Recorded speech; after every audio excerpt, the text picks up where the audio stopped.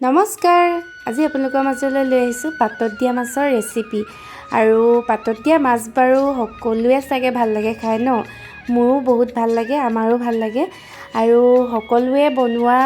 ষ্টাইলটো বেলেগ বেলেগ হ'ব পাৰে আমিনো কি ধৰণে বনাওঁ আজি ভিডিঅ'টোত আপোনালোকৰ লগত শ্বেয়াৰ কৰিম আৰু ভিডিঅ'টো যদি চাই ভাল লাগিলে আপোনালোকে like comment share and subscribe কৰিব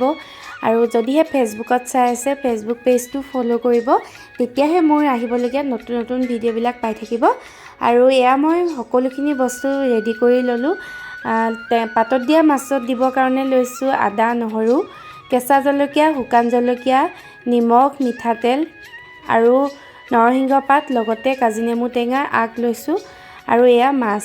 মাছখিনি মই ধুনীয়াকৈ ধুই পানীখিনি যাবলৈ দিলোঁ আৰু আনফালে এয়া সৰিয়হখিনিও তিয়াই ৰাখিছিলোঁ সৰিয়হ মই দুই ধৰণৰ লৈছোঁ বগা আৰু ক'লা